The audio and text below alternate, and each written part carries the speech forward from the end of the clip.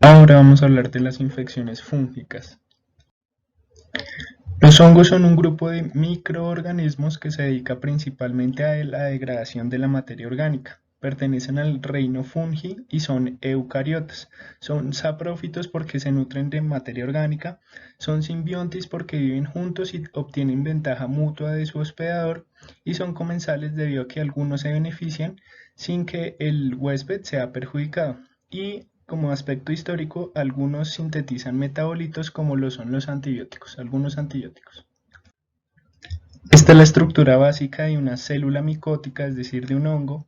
Son células eucariotas debido a que presentan núcleo, mitocondrias, retículo endoplasmático y aparato de Golgi.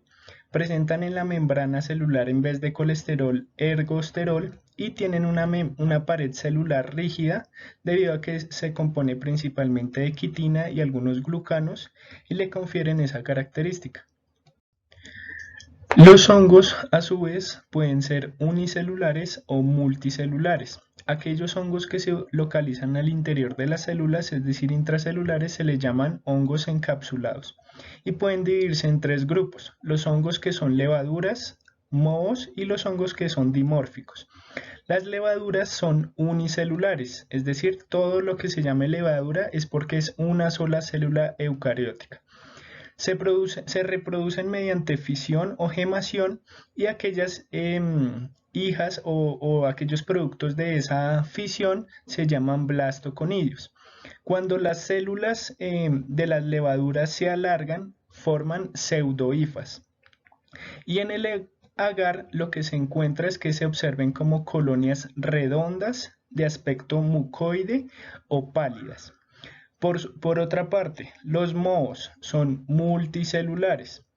Cuando son multicelulares se llaman hifas, y cuando estas hifas forman túbulos tienen aspecto de hebras. El conjunto de hifas, cuando se reúnen varios túbulos, se llaman micelios, y los conidios son aquellas hifas que son asexuadas. Y los hongos que son dimórficos es que pueden ser unicelulares y convertirse a mohos, es decir, a hifas multicelulares, y de multicelulares a organismos unicelulares, es decir, levaduras. Acá superior izquierdo se observan las levaduras, donde son microorganismos unicelulares que se reproducen mediante fisión, gemación, y cuando por ejemplo, se reproducen mediante gemación, a este aspecto que se le da antes de separarse se llaman blastoconidios. Cuando ya se separan y cada una de estas células se alargan, se llaman pseudohifas. Y cuando hay una prolongación de la pared celular y la membrana celular, se llama una levadura con un tubo germinal. Acá arriba a la derecha se observan las hifas, es decir, los microorganismos multicelulares que, si forman tabiques, se llaman hifas tabicadas. Y vean acá cada una de las células, es decir, son mohos. Acá abajo a la derecha se observan las levaduras. Vean que son microorganismos unicelulares en proceso de reproducción. Esto sería un blastoconidio. Y acá más a la izquierda se observan los mohos, es decir, las hifas tabicadas. Esto es una hifa tabicada, y este conjunto general de hifas, cuando están así reunidas, se llaman micelios, es decir, mohos. Y acá se observa como la unión de varias células, es decir, mohos, y como se forma un túbulo o un tabique, son hifas tabicadas. Pero vean que existe una prolongación donde se unen más células, más microorganismos, y forman este aspecto de conidios, es decir, este es un moho tipo conidio, en este caso del género Aspergillus. Entonces no se les olvide, todo lo que sea hongo unicelular es levadura, y todo lo que sea un hongo multicelular se llaman hifas y por lo tanto son mohos. Y los dimórficos son los que pueden transformarse de unicelulares a multicelulares. En microbiología e infectología, las infecciones fúngicas, que son llamadas micosis, se dividen según el órgano afectado en micosis superficiales, los hongos que solamente afectan la piel, las micosis subcutáneas, las micosis sistémicas y las micosis oportunistas. Las micosis superficiales de interés clínico son 4: la piedra negra, la tiña negra, la pitiriasis versicolor y la piedra blanca. Mnemotecnia es 2 piedras, negra y blanca, una tiña negra y la pitiriasis versicolor, y esta es la etiología de cada una de estas infecciones fúngicas. Las siguientes son las micosis cutáneas, que son las llamadas dermatofitosis causadas por las tiñas, es decir, de los géneros Microsporum especies, Trichophyton especies y Epidermophyton.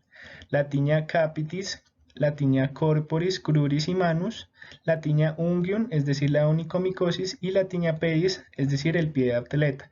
Es decir, que depende de donde se observe la dermatofitosis en el cuerpo, pues se llamará así la enfermedad. Las micosis subcutáneas, un poco más raras para el espectro clínico, son 4. La esporotricosis, de estas la más frecuente, causada por Sporotrix schenckii, la cromoblastomicosis, por estos géneros de hongos, la feoifomicosis y el micetoma. Las micosis sistémicas, es decir, infecciones fúngicas que no solamente están confinadas a la piel, sino que pueden causar enfermedad en cualquier órgano del cuerpo. Se encuentran 5 tipos de micosis sistémicas: la blastomicosis, causada por Blastomyces dermatitidis, la paracoccidiomicosis por Paracoccidioides brasiliensis y otras especies, la coccidiomicosis, causada por Coccidioides inmitis principalmente, la histoplasmosis, causada por Histoplasma capsulatum, pero también otras especies, y menos frecuente la penicilosis, causada por Penicillium marnefei. Y por último, las micosis oportunistas, es decir, que generan enfermedad en el organismo o en el cuerpo que se encuentra inmunosuprimido.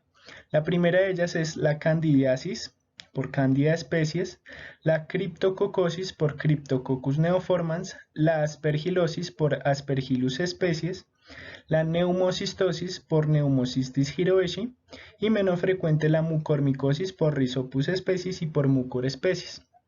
Tengan en cuenta que también en pacientes inmunocompetentes también se pueden observar este tipo de micosis. Sin embargo, cuando algún día diagnostique algún tipo de estas micosis, sospeche que ese paciente está inmunosuprimido. Para el diagnóstico de las infecciones fúngicas es útil, por un lado, la microscopía, donde el más utilizado de estos es el KOH, es decir, el hidróxido de potasio utilizado al 10 o al 20%. Es un diagnóstico presuntivo, sin embargo, permite observar en la microscopía levaduras tipo pseudohifas y las levaduras normales. Las otras son las tinciones y las coloraciones. La coloración de Gram permite observar tanto levaduras como micelios, y por lo tanto es útil para diferenciar y hacer el diagnóstico diferencial de infecciones por levaduras versus micelios. Sin embargo, no se pueden observar en los grams los hongos que son intracelulares. Para estos se pueden utilizar la tinción de Giemsa, que permite observar los hongos intracelulares, las levaduras intracelulares, como por ejemplo el Histoplasma capsulatum, y la tinción negativa o la tinta china, que permite visualizar la cápsula de algunos hongos, por ejemplo en Cryptococcus neoformans. Pero pues también se puede realizar el diagnóstico mediante cultivo micológico. El agar más frecuente utilizado es el agar Saburó. Sin embargo, también se pueden hacer otros agares más especializados, como los medios cromógenos, que permiten observar el crecimiento de más de una especie. Ahora, ¿cuál es el panorama de las infecciones fúngicas en Colombia? Este es un reporte de infecciones fúngicas en Colombia publicado en el año 2018. Vean que las infecciones más frecuentes se dieron en pacientes que no tenían comorbilidades ni ningún espectro de inmunosupresión. Dentro de ellas, la infección fúngica más frecuente reportada en Colombia son las vaginitis recurrentes por Cándida. seguido de las sensibilizaciones fúngicas en pacientes con asma severa y luego la aspergilosis broncopulmonar alérgica en pacientes con enfermedades respiratorias. Ahora, por otro lado, lo que nos quiere enseñar esta tabla es que las infecciones fúngicas, más que todo hay que buscarlas en pacientes con VIH-Sida, en pacientes con enfermedades respiratorias, en pacientes con cáncer y alguna otra inmunodeficiencia y en pacientes en unidad de cuidado intensivo y pacientes posoperatorios. Vean que las candidemias, las peritonitis por cándida se presentan más que todo en pacientes con cáncer e inmunodeficiencias y en pacientes en unidad de cuidado intensivo y posoperatorios. Las candidiasis orales se presentan más frecuente en pacientes con VIH-Sida y así como las candidiasis orofaringeas y esofágicas. Por otro lado, la criptococosis meningia y la neumonía por neumocistis jirovecii y la histoplasmosis fueron las que más afectaron a pacientes con VIH-Sida. Los pacientes con enfermedades respiratorias, sobre todo infecciones a nivel pulmonar como la aspergilosis broncopulmonar crónica y de los diferentes tipos de infecciones y espectros de la aspergilosis, los pacientes con cáncer e inmunodeficiencia, como ya lo dije, candidemia, candidiasis esofágica, aspergilosis, criptococosis meningia, mucormicosis e histoplasmosis. Y los pacientes en unidad de cuidado intensivo y posoperatorios, estas dos primeras por cándida, pero también se han observado aspergilosis invasivas.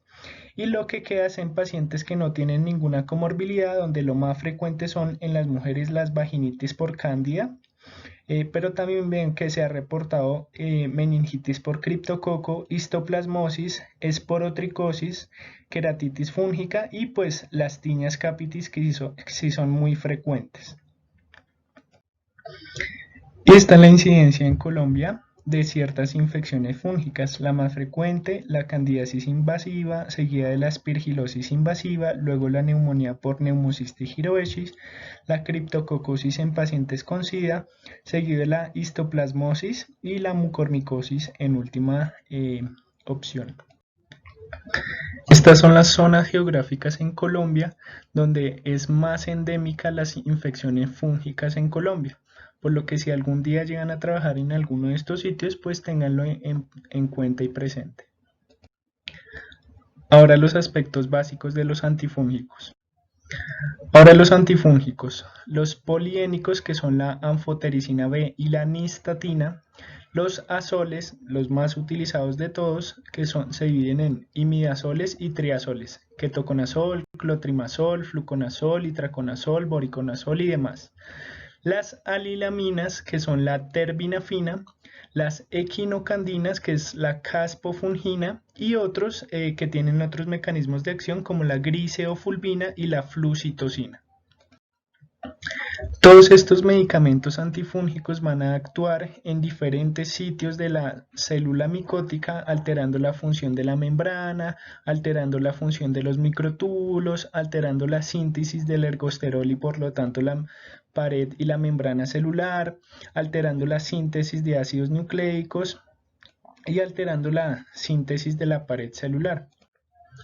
Empecemos hablando de la anfotericina B, es el poliénico más utilizado y vienen formulaciones lipídicas y no lipídicas. La no lipídica es la anfotericina B deoxicolato y las lipídicas son la liposomal, la dispersión coloide y el complejo lipídico.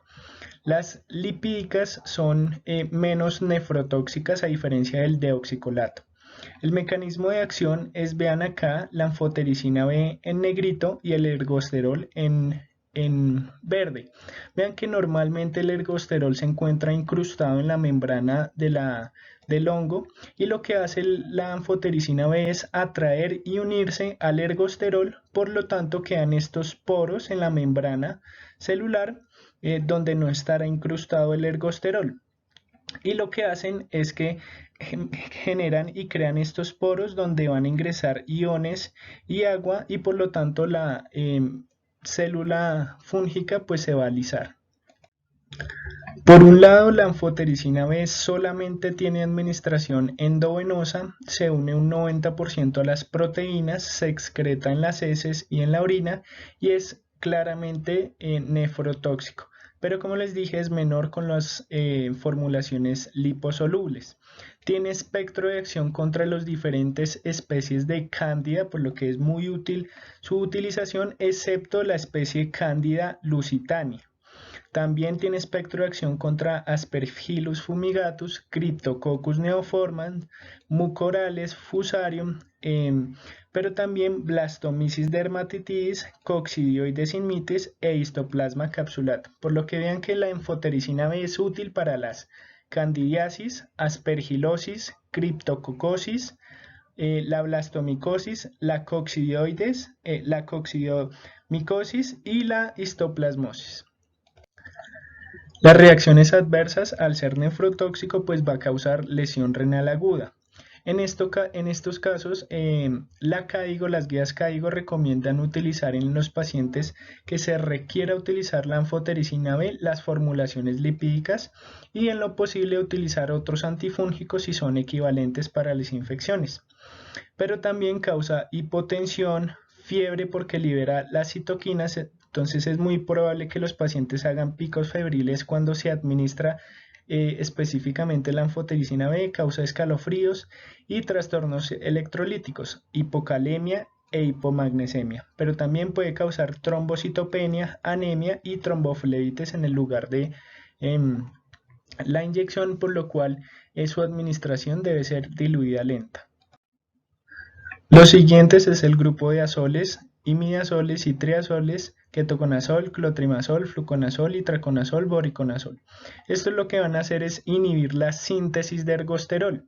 Al inhibir específicamente esta enzima, la 14-alfa-esterol desmetilasa, y lo que hacen es en vez de sintetizar ergosterol, generan esteroles tóxicos para la membrana celular. Entonces ya no se va a unir normalmente el ergosterol a la membrana, sino que cuando se une estos ergosteroles tóxicos, pues van a generar una alteración en la membrana celular y por lo tanto se va a lisar la célula fúngica.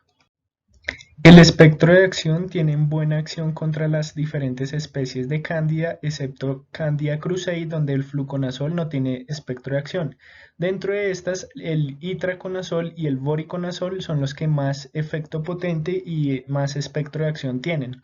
Vean que también tienen espectro contra Aspergillus fumigatus, excepto fluconazol, Cryptococcus neoformans, todos tienen buen espectro de acción. Blastomicosis, coccidioides e histoplasmosis. También tienen actividad contra las diferentes dermatofitosis, es decir, son útiles en las tiñas. Las reacciones adversas más frecuentes son el rash, la cefalea, las gastrointestinales y son hepatotóxicos y están contraindicados en las gestantes. La siguiente alilamina es la terbinafina. Esta lo que hace es inhibir la síntesis de ergosterol al inhibir la escualeno-epoxidasa. Vean que si se inhibe la escualeno-epoxidasa, se queda acá el metabolito en escualeno y por lo tanto no se transforma en lanosterol y por lo tanto después tampoco en ergosterol. Son útiles en los diferentes tipos de onicomicosis, por lo que son solamente utilizadas en este tipo de infecciones fúngicas. La terbinafina son hepatotóxicos, generan neutropenia y no se pueden administrar la terbinafina en el embarazo. Las siguientes son las equinocandinas, la caspofungina, la micafungina y la anidulafungina. Sin embargo, la que más se usa en la clínica es la caspofungina. El mecanismo es generar una disrupción de la pared celular, ojo, ya no de la membrana celular, al inhibir la 1,3-beta de glucano. Es decir, ese componente especial en la pared celular del hongo, y son hepatotóxicos. En cuanto al espectro de acción, la caspofungina y las demás equinocandinas solo tienen acción contra las diferentes especies de cándida y Aspergillus fumigatus. Vean que no hay acción contra Cryptococcus, Mucorales, Fusarium, Blastomyces, Coccidioides ni Histoplasmosis. Por lo tanto, este solamente será el espectro de acción: Candida especies y Aspergillus fumigatus. El siguiente es la flucitosina, también llamada 5-fluorocitosina. Es una pirimidina fluorada. Genera metabolitos finales como la 5-fluorodesoxi UMP, que esta lo que va a hacer es inhibir la enzima timidilato sintasa y por lo tanto pues no va a haber síntesis de timidilato y por lo tanto pues no va a haber síntesis de ADN en las células fúngicas. El espectro de acción de la flucitosina es solamente con las especies de Cándida y contra Cryptococcus neoformans. Por otros géneros de hongos no tiene espectro de acción. Cuando lo utilicen hay que utilizar la monitorización de las concentraciones pico, que están entre 30 a 100 miligramos por litro, y las reacciones adversas más frecuentes, las citopenias y la toxicidad hepática. Otros como la griseofulvina van a inhibir la función de los microtúbulos y por lo tanto van a interrumpir el ensamblaje del uso mitótico, es decir, que no van a poder hacer ni gemación ni fisión. Y el espectro de acción es solamente utilizada en las dermatofitosis. Tienen reacciones gastrointestinales, hepatotóxicas y citopenias. Ahora sí vamos a hablar de las infecciones fúngicas específicas y sus tratamientos. Empezamos hablando de las micosis superficiales, que van a afectar solamente la capa de la epidermis, y las micosis cutáneas, es decir, la dermatofitosis, ya no solamente van a afectar la epidermis, sino que también la dermis. La tiña negra, por un lado, es una infección que causa máculas hiperpigmentadas irregulares de localización más frecuente en las palmas de las manos. Por otro lado, la pitiriasis versicolor lo que causa son máculas hiperpigmentadas de color marrón claro en cualquier área corporal, más frecuente en los miembros superiores y en el tronco y abdomen. El diagnóstico será con KOH al 10% y el manejo de estas infecciones será aplicar sobre las áreas corporales clotrimazol en crema por una semana, y si las áreas afectadas son en un área muy grande, es decir, con afectación de tronco, cuello, abdomen, miembros superiores, pues ya se podrá dar tratamiento por vía oral con azoles, como por ejemplo ketoconazol 200 miligramos al día por un mes. Por otro lado, las piedras, piedra negra y piedra blanca, son infecciones fúngicas que afectan el cuero cabelludo y los tallos de los cabellos. Por un lado, la piedra negra causa nódulos oscuros en los tallos de los cabellos y la piedra blanca causa collares blancuzcos de aspecto pastoso alrededor del cabello, como se observan en las imágenes. El manejo será simplemente cortar el cabello y hacer un adecuado lavado y tener una adecuada higiene en estos pacientes. Ahora, las dermatofitosis que afectan la dermis, causadas por Microsporum, Trichophyton y Epidermophyton, y se llamarán según su localización: Tinea capitis en el cuero cabelludo, Corporis cruris y manus en el cuerpo o en el tronco, en la región inguinal y en las manos, y Tinea unguium si se localiza en la región ungueal, y Tinea pedis en el pie. El diagnóstico será con KOH al 10% y como se observa en la clínica. Son anillos de descamación, es decir, pueden ser desde máculas hasta placas eritematosas descamativas, como se observan en las imágenes. Vean estos anillos en descamación eritematosos y descamativos.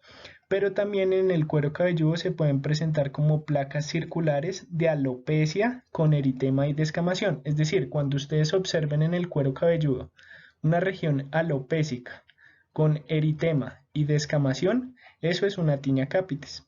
Al igual que en los pies, por ejemplo acá, eritematoso y descamativo.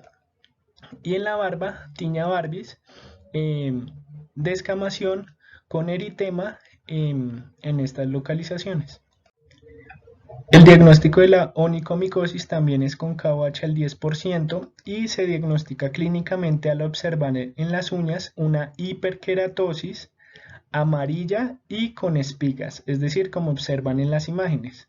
Un engrosamiento de la región ungueal, como se observa acá, engrosamiento, engrosamiento, engrosamiento, con aspecto o coloración amarilla, amarillenta y espigas en las puntas, como se observan en las imágenes. Acá, hiperkeratosis de color amarillento. Ahora el tratamiento de las dermatofitosis. Son 4 opciones. Itraconazol 200 miligramos al día o terbinafina 250 miligramos al día si es en las uñas de las manos por 1 mes y medio, si es en las uñas de los pies por 3 meses seguidos. La otra opción es fluconazol 300 miligramos una vez por semana si es en las manos por 6 a 9 meses y si es en los pies por 9 a 18 meses. Y por última opción, la griseofulvina 500 miligramos al día, 6 a 9 meses si están en las manos y 12 a 18 meses en los pies. En cuanto a las micosis subcutáneas, se pueden realizar cultivo de las secreciones y raspado con KOH al 20%. La esporotricosis se presenta por Sporotrix schenckii y se presenta como nódulos linfáticos indoloros. Es decir, vean en este miembro superior cómo estos nódulos siguen la localización y la dirección de los vasos linfáticos. El tratamiento es con yoduro de potasio o azoles a largo plazo. Las cromoblastomicosis, que se presentan como grandes proliferaciones verrugosas de color blanco, como aspecto de coliflor.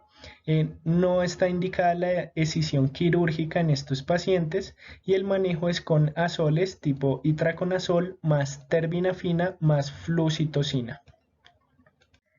En cuanto a la feoifomicosis, esta lo que genera son quistes inflamatorios subcutáneos. El manejo será con azoles y en este caso ya se indica la amputación. En casos extremos donde no hay respuesta al itraconazol más la flucitosina. Y por otro lado el micetoma que genera estas lesiones a nivel de la piel en las extremidades en los pacientes. Ahora vamos a hablar de las micosis sistémicas. Tengan en cuenta que todas estas micosis son por hongos dimórficos, es decir, pueden ser y pueden diagnosticar ustedes tanto levaduras como mohos, es decir, hifas. La primera de ellas, la blastomicosis causada por Blastomyces dermatitidis, se transmite por inhalación de los hongos y pueden causar, lo más frecuente, neumonías tanto agudas como neumonías crónicas, pero también infecciones gastrointestinales, al sistema nervioso central, infecciones cutáneas, infecciones osteoarticulares e infecciones genitourinarias en pacientes inmunosuprimidos. El diagnóstico será con cultivo de esputo, lavado broncoalveolar o por biopsia directa y el tratamiento de la blastomicosis es anfotericina B de 0.7 a 1 miligramo por kilo por 7 a 14 días. Tengan en cuenta que cuando les vaya a hablar de tratamiento con anfotericina B, lo más frecuente es que la anfotericina B de oxicolato, la dosis sea esta, de 0.7 a 1 miligramo por kilo. Y después verán que la anfotericina B, las diferentes liposomales, la dosis será un poco más alta, de 3 a 5 miligramos por kilo día.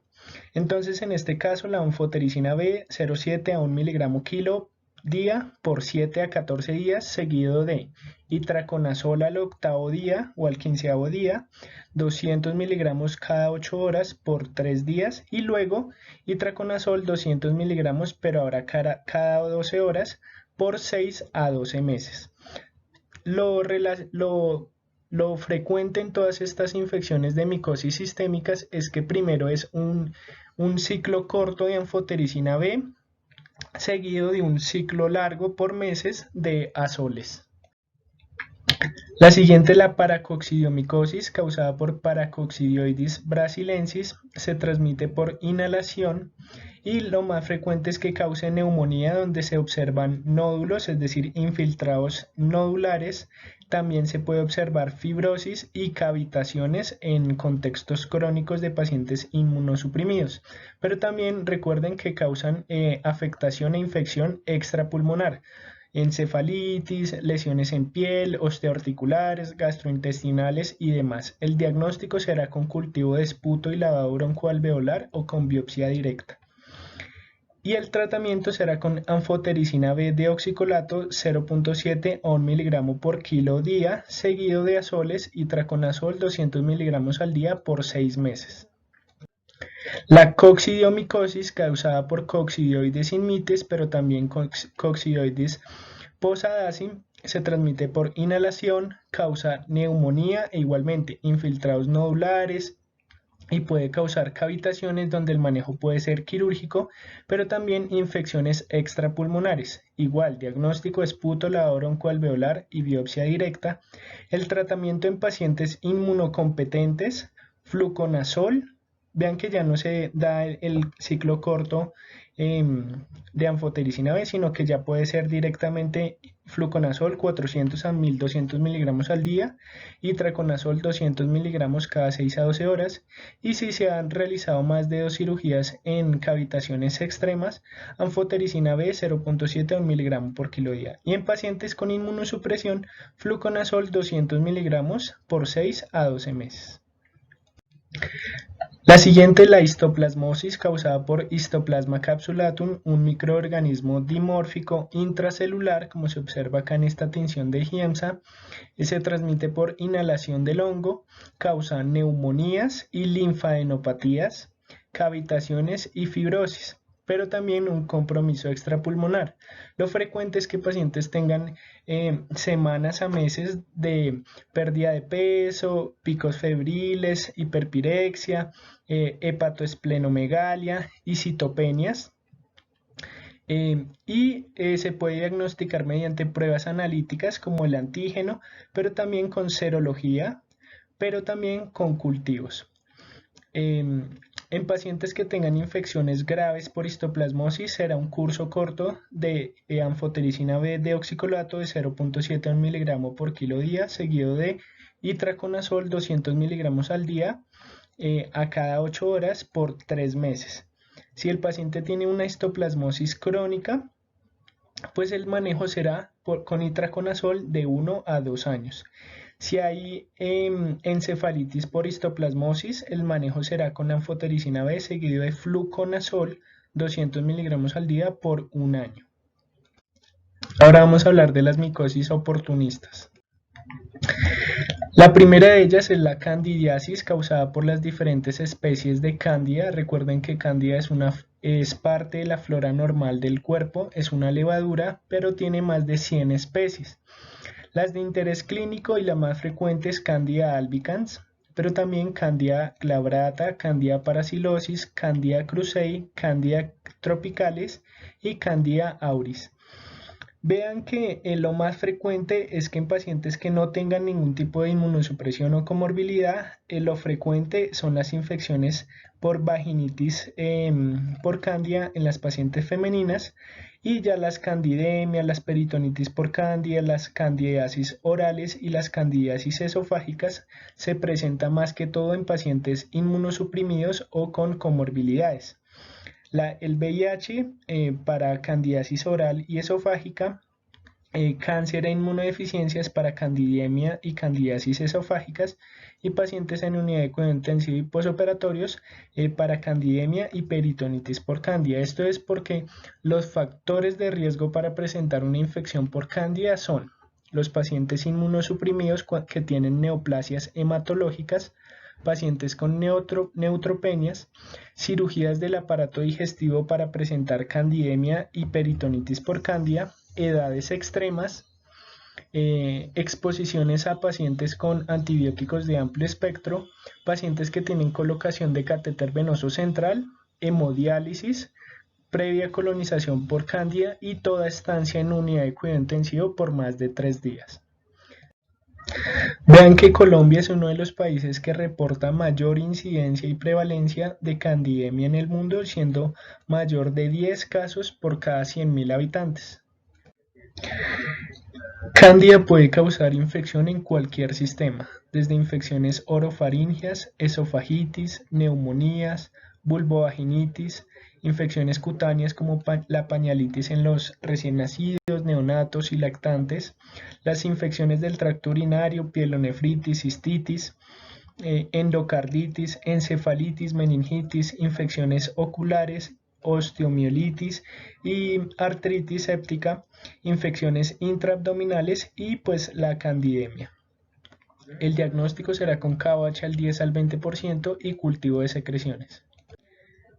En cuanto a Candida auris, el primer reporte de infección por esta especie de Candida fue en Asia en el año 2009 y han venido ocurriendo brotes epidémicos en los últimos 5 años en Colombia, en Latinoamérica y en todo el mundo. ¿Por qué es importante? Porque se transmite fácilmente de paciente a paciente por contacto y los pacientes pueden estar colonizados asintomáticamente hasta por 3 meses. ¿Y qué es lo grave en esta infección? Es que genera una infección invasiva severa con una mortalidad del 30 hasta el 60% de los pacientes.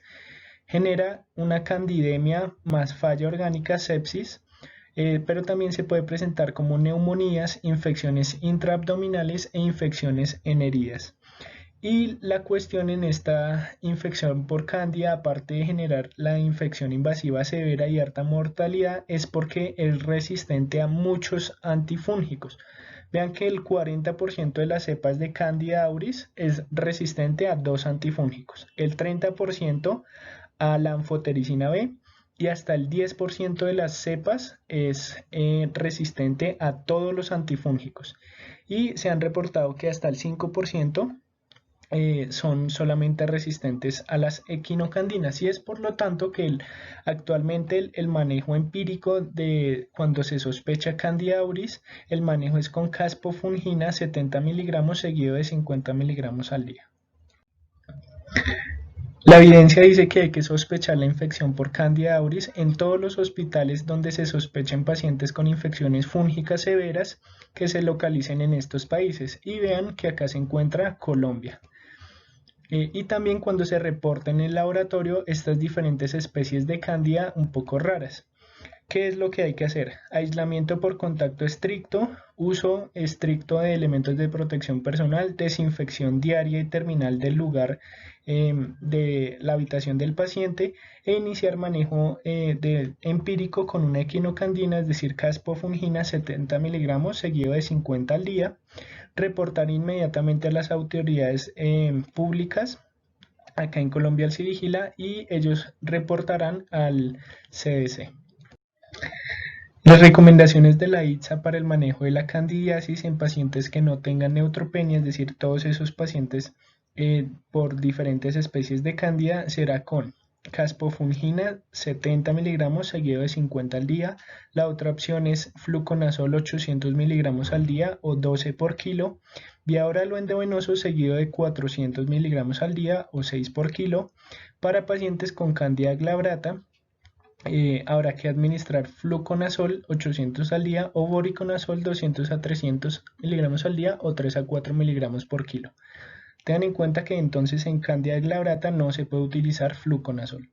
Pero también anfotericina B lipídicas de 3 a 5 miligramos por kilo día, no 0,7 a 1 porque no es deoxicolato y se hace transición a los 5 a 7 días a fluconazol con esta dosis.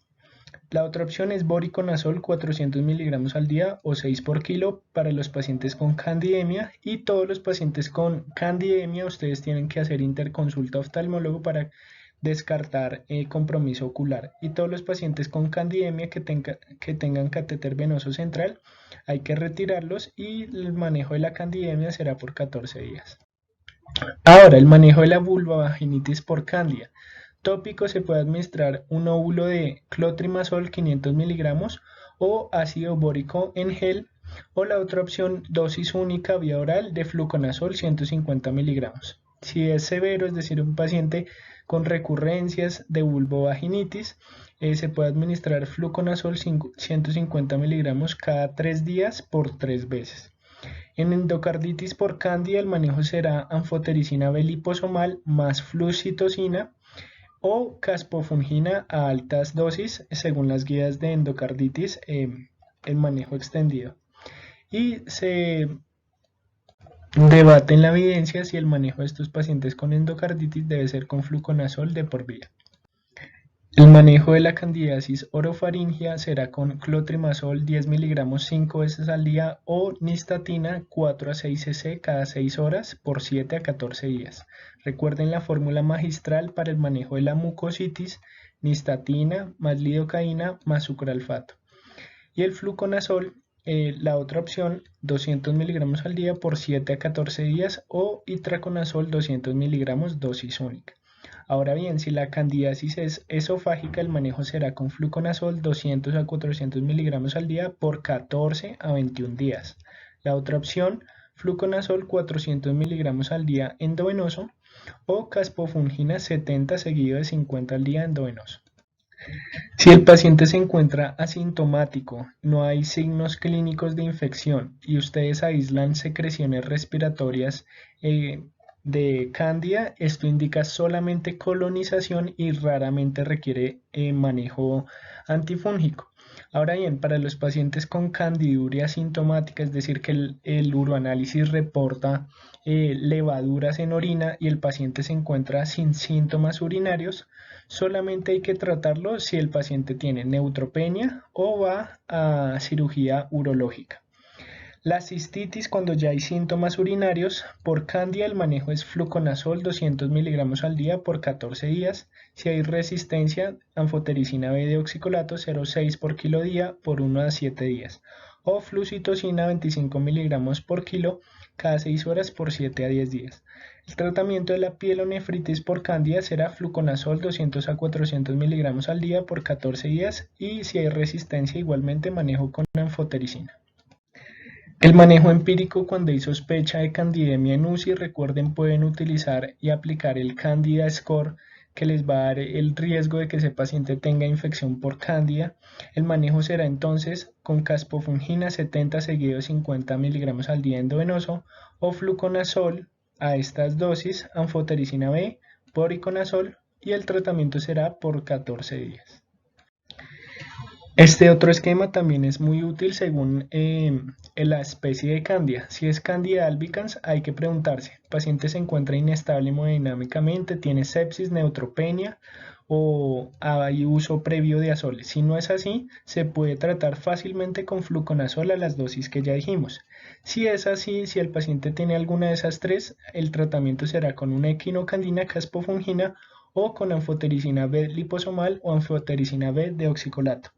Para las especies Candida glabrata y Cruzei, el manejo no será con azoles, están contraindicados porque hay resistencia, y el manejo será con una equinocandina o anfotericina B. Y para la Candida paracilosis, el manejo será con azoles, anfotericina B o anfotericina B de oxicolato. La siguiente micosis oportunista es la aspergilosis causada por las especies de Aspergillus. Vean que hay 19 especies, las de más interés clínico es Aspergillus fumigatus, Aspergillus flavus, niger y terreus. La exposición puede producir reacciones alérgicas en pacientes hipersensibilizados. Tengan en cuenta que estos son los espectros de enfermedades por aspergilosis. Puede causar alergias, como ya dije, en pacientes previamente hipersensibilizados y puede entonces, por lo tanto, exacerbar asma, pacientes que presentan eosinofilia, hiperinmunoglobulina E, sinusitis alérgica, aspergilosis broncopulmonar alérgica. Otra es que la infección cause un compromiso pulmonar directo con aspergilosis pulmonar crónica invasiva, donde se observan en las imágenes el típico aspergiloma, ya se los muestro, que es una masa fúngica intracavitaria y puede generar hemorragia pulmonar y puede diseminarse la infección a cualquier órgano cuando los neutrófilos se encuentran por debajo de 500 células por milímetro cúbico. El manejo en la endocarditis será con voriconazol. Entonces, como les digo, cuando ustedes se encuentren enfrente de un paciente con aspergilosis, ustedes tienen que diferenciar si es una aspergilosis broncopulmonar alérgica o si es una aspergilosis pulmonar directa, es decir, no tiene componente alérgico. Cuando sospechar la aspergilosis broncopulmonar alérgica? En todo paciente con asma o pacientes con fibrosis quística, que no sea controlada la enfermedad, que tengan nuevos infiltrados en imagenología de tórax o que tengan empeoramiento de pruebas de función pulmonar. Pacientes entonces con disnea, sibilancias, tos productiva crónica, fiebre de bajo grado, pérdida de peso, diaforesis nocturna, dolor torácico, tos con tapones de moco, parduzco y hemoptisis. Los signos en la tomografía axial computerizada es observar las sombras de la línea de tranvía, que son el engrosamiento de la pared bronquial, como se observa en esta tomografía. Vean los bronquios, ese engrosamiento de la pared bronquial, y las opacidades en dedo de guantes, que son observar bronquios dilatados con impactación de moco, como se observa acá y acá. Bronquio netamente dilatado y en su interior lleno de moco. El manejo en estos casos, como tiene un componente alérgico inmunológico, pues será inmunosupresión. Prednisolona 0.5 miligramos por kilo por 2 semanas, seguido de administraciones interdiarias por 2 meses, 0.5 miligramos kilo, luego 5 miligramos por 2 semanas, para un total de 3 a 5 meses de prednisolona. Pero también hay que destruir al hongo. Itraconazol 200 miligramos cada 12 horas por 4 meses, y en pacientes con asma severa o omalizumab. Por otro lado, sigue la aspergilosis pulmonar crónica. Vean que la mortalidad a 5 años puede ser del 60%. Pacientes tienen neumonías crónicas, es decir, disnea, tos productiva crónica, fiebre, pérdida de peso, diaforesis nocturna, hemoptisis. Hallazgos imagenológicos: nódulos de aspergillus, que son nódulos menores de 3 centímetros no cavitados. Por lo tanto, se puede observar en las imágenes de tórax infiltrados reticulonodulares en las tomografías. También el clásico aspergiloma, que es una opacidad oval sólida dentro de una cavitación preexistente. Como se observa acá, este es un aspergiloma. Vean la cavitación, y cuando se observe una opacidad en su interior, ovalada, sólida, eso es un aspergiloma. Suele generalmente localizarse en lóbulos superiores con el signo del menisco o media luna de aire. De nuevo, vean este aspergiloma y vean que lo que no está con opacidad, es decir, lo hipodenso, se observa como un menisco. Y pueden generar, pues, por lo tanto, también cavitaciones pulmonares crónicas. El manejo: si el paciente es asintomático, el seguimiento con tomografía axial computarizada para observar si se progresa la cavitación o hay mayor compromiso del parénquima pulmonar. Si hay síntomas, la resección quirúrgica se indicaría, y el manejo es con itraconazol 200 miligramos cada 12 horas o voriconazol 200 miligramos cada 12 horas por 4 a 6 meses. Les dejo los criterios diagnósticos, por un lado, de la aspergilosis broncopulmonar alérgica, de la aspergilosis pulmonar crónica y de la aspergilosis pulmonar invasiva, para el día que los tengan que utilizar, los apliquen. El siguiente es la criptococosis, causado por Cryptococcus neoformans y Cryptococcus gattii. Es un microorganismo encapsulado, se transmite por inhalación donde hay muchas palomas. El diagnóstico puede ser con cultivo, pero también es útil la tinta china. Causa neumonías, infecciones en el sistema nervioso central, por diseminación hematógena en pacientes con un foco pulmonar y que tienen CD4 por debajo de 200 en pacientes con VIH. Pero también, pues, la criptococosis diseminada, es decir, compromiso gastrointestinal, osteoarticular, pulmonar y demás. Como les dije, hemocultivos, cultivo de líquido cefalorraquídeo y realizar la tinción con tinta china. También se puede obtener el antígeno capsular en suero en estos pacientes. Las recomendaciones de las guías para criptococosis: si el paciente tiene meningoencefalitis y tiene VIH, el manejo será con anfotericina B deoxicolato 0.7 a 1 miligramo por kilo día endovenoso, más flucitocina 100 miligramos por kilo día cada 6 horas vía oral por 2 semanas, seguido de fluconazol 400 miligramos al día vía oral por 2 meses. Si el paciente no tiene VIH, se puede manejar con anfotericina B lipídica 3 a 4 miligramos por kilo día, o si es complejo, lipídico 5 miligramos por kilo día. La profilaxis en pacientes con VIH será con fluconazol 200 miligramos al día, y si tienen VIH deben iniciar el manejo antirretroviral a las 2 a 10 semanas después del manejo para la criptococosis. Ahora bien, si el paciente no tiene inmunosupresión, el manejo será con anfotericina B a las mismas dosis más flucitocina, pero no por 2 semanas, sino por un mes. Y luego se continúa por 2 meses con fluconazol a las mismas dosis. Ahora, si el paciente tiene neumonía por Cryptococcus y no tiene inmunosupresión, siempre hay que descartar afectación del sistema nervioso central con una punción lumbar y por lo tanto la tinción de China del líquido cefalorraquídeo y el cultivo. Es el mismo manejo que para el sistema nervioso central, seguido de 200 miligramos al día de fluconazol, pero por un año. Si el paciente no tiene inmunosupresión, el manejo será fluconazol 400 al día o itraconazol 200 al día o voriconazol 200 cada 12 horas por un año. Y si el compromiso es severo, se debe tratar como el sistema nervioso central.